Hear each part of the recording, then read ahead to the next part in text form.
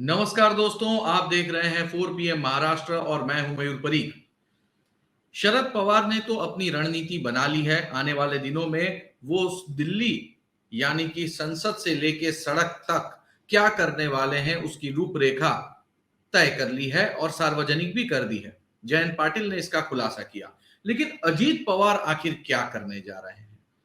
अजीत पवार ने ऐसा कोई प्लान तो डिसाइड नहीं किया है, लेकिन उनकी रणनीति शरद पवार को मात देने की दिशा में आगे बढ़ रही है। ऐसी खबर आ रही है कि अजीत पवार ने 40 विधायकों के दस्तखत वाला खत चुनाव आयोग को सौंप दिया है। चुनाव आयोग से मांग की है कि वो इन खत के माध्यम से, यानी कि जिन विधायकों ने अजीत पवार को समर्थन दिया है, उसे आधिकारिक पत्र मानकर पार्टी का नाम और साथ ही पार्टी का चुनाव चिन्ह, ये दोनों अजीत पवार को दे दिया जाए। अजीत पवार ने ये मूव खेला उसके कुछ समय पहले ही।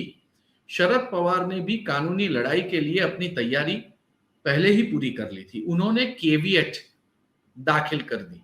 केविएट का अर्थ यह है कि एक ऐसी अर्जी कि यदि राष्ट्रवादी कांग्रेस पार्टी उसके चुनाव चिन्ह, नाम या मालिकाना हक के बारे में कोई भी फैसला करने की नौबत आए तो शरद पवार को सुने बिना इस बारे में कोई आखिरी फैसला नहीं लिया जाना चाहिए। शरद पवार ने यह केविएट दाखिल कर दी, जिसके बाद अजीत पवार ने बिल्कुल सब्र से काम लिया।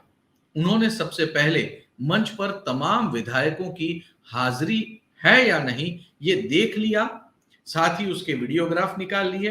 कई सारे विधायकों ने मंच से भाषण भी दिया और इसके बाद एक खत सिग्नेचर वाला खत जो है वो चुनाव आयोग में दाखिल कर दिया है। यानी कि अब राष्ट्रवादी कांग्रेस पार्टी ये नाम किसका और चुनाव चिन्ह किसका, इन दोनों मामले को लेकर चुनाव आयोग में लड़ाई जारी रहेगी।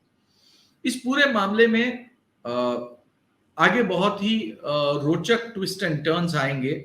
शरद पवार ने भी अपनी स्पीच में कहा था कि वो पूरी तरह से प्रयास करेंगे कि चुनाव चिन्ह और पार्टी का नाम उनके पास से न जाए, लेकिन अगर नया चिन्ह भी लेना पड़ा तो ये उनके जीवन के लिए पहली बार नहीं बल्कि ऐसे 4 बार हो चुका है, तो वो 5वीं बार भी इस परिस्थिति का सामना करने के लिए तैयार है, ये कहा है। बहरहाल अजीत पवार शरद पवार को आखिर जवाब कैसे देंगे, तो इस बारे में उन्होंने अपना प्लान बना लिया है। उन्होंने सार्वजनिक तौर से कह दिया है कि जहां कहीं शरद पवार रैली करेंगे वहां उनके पीछे जाकर अजीत पवार भी जवाबी रैली करेंगे। जी हां, जवाबी रैली। इसका सीधा मतलब यह है कि जिन जिन इलाकों में शरद पवार जाके अपना भाषण देंगे वहां अजीत पवार भी अपना भाषण देंगे।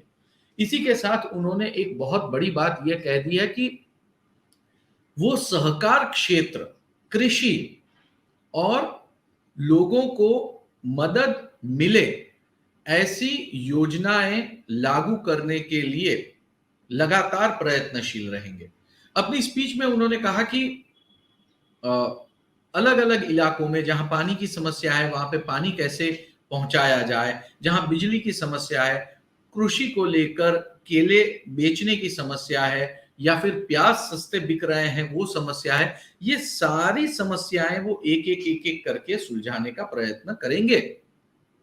इसका सीधा मतलब यह है कि वार सीधा शरद पवार के नेटवर्क पर जाएगा। देखिए, राष्ट्रवादी कांग्रेस पार्टी एक ऐसी पार्टी है जिसके पास सहकार क्षेत्र यानी कोऑपरेटिव सेक्टर का एक बहुत बड़ा हिस्सा उनके पास है। एपीएमसी मार्केट हो या दूसरी तीसरी यूनियंस हो या ट्रेड यूनियन हो, ये सब कुछ राष्ट्रवादी कांग्रेस पार्टी के साथ में जुड़ा हुआ है। यहीं से लोगों के साथ जुड़ने की राजनीति शुरू होती है।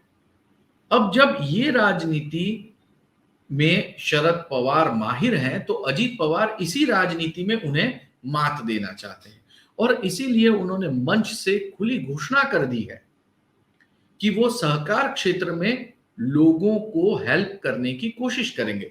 जाहिर सी बात है, अगर शरद पवार समझ लीजिए नासिक चले गए, वहां पे उन्होंने सभा की, तो तुरंत ही उनके पीछे अजीत पवार, छगन भुजबल जाएंगे, वो भी सभा करेंगे और वहां के सहकार क्षेत्र के साथ में मीटिंग करके सरकार की तरफ से जो कोई मदद पहुंचानी है वो पहुंचाने का प्रयत्न करेंगे।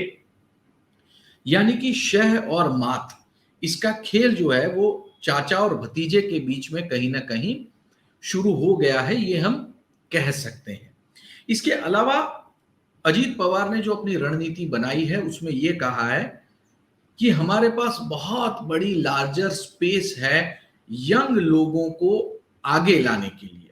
देखिए, ये जो पत्ता है, ये जो कार्ड है, ये शरद पवार ने खेला था।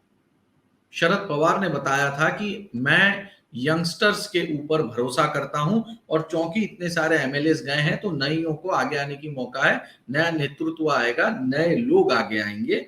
ये कहना था शरद पवार का। अब अजीत पवार ने यह कहा है कि चिंता करने की जरूरत नहीं है। कांग्रेस पार्टी की जो सीटें हैं जहां पे उन्हें चुनाव लड़ने का मौका है, कम से कम 40 ऐसी सीटें हैं जिन सीटों पर राष्ट्रवादी कांग्रेस पार्टी, बीजेपी और एकनाथ शिंदे की शिवसेना के साथ में मिलकर आगे बढ़ेगी। यानी कि उन्होंने, अगर शरद पवार ने गाजर दिखाया है तो उन्होंने पूरा का पूरा एक गाजर की बोरी जो है वो लोगों के सामने रख दी है। उनका कहना है कि मैं ज्यादा लोगों को टिकट दे सकता हूं, शरद पवार जितने टिकट देते हैं उससे अधिक। और इसी के साथ उन्होंने ये भी कहा कि आने वाले दिनों में मंत्रिमंडल का विस्तार होगा, कुछ ज्यादा एमएलए को जो है वो बर्थ मिलेगा और इसी के साथ बहुत सारे मंडल, महामंडल भी मिलने वाले हैं। तो अगर शरद पवार जा रहे हैं जनता के बीच में, जनता का समर्थन जुटाने, लड़ाई जुटाने, तो अजीत पवार इस्तेमाल करेंगे शासन का, अपने अधिकारों का, उनके पास जो गवर्नमेंट सिस्टम है उसका, और सड़क पर उतरेंगे शरद पवार का जवाब देने के लिए।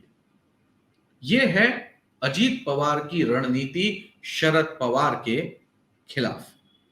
अब जब ये लड़ाई शुरू होगी, यानी कि बहुत ज्यादा समय नहीं है, 48 घंटों में ही यह लड़ाई शुरू हो जाएगी। 6 तारीख यानी कि 6 जुलाई को, गुरुवार के दिन, दिल्ली में राष्ट्रीय कार्यकारिणी की शरद पवार इन्होंने बैठक बुलाई है, अजीत पवार भी कोई ना कोई बैठक करेंगे और 7 तारीख से यानी कि शुक्रवार से शरद पवार मैदान में उतरेंगे चुनाव के पहले लोगों का समर्थन जुटाने के लिए, जन समर्थन रैली करेंगे। और जहां कहीं शरद पवार जाएंगे, बिल्कुल उनके ठीक पीछे अजीत पवार जाएंगे, वो भी जन समर्थन जुटाने की पूरी कोशिश करेंगे। कुल मिला के चाचा भतीजे का खेल अब चुनाव आयोग से लेके, विधानसभा से लेके, सड़क तक और शासन व्यवस्था का उपयोग करना और प्रचार करना, इन सभी में किया जाएगा। अब देखना यह है कि कौन किसे मात देता है।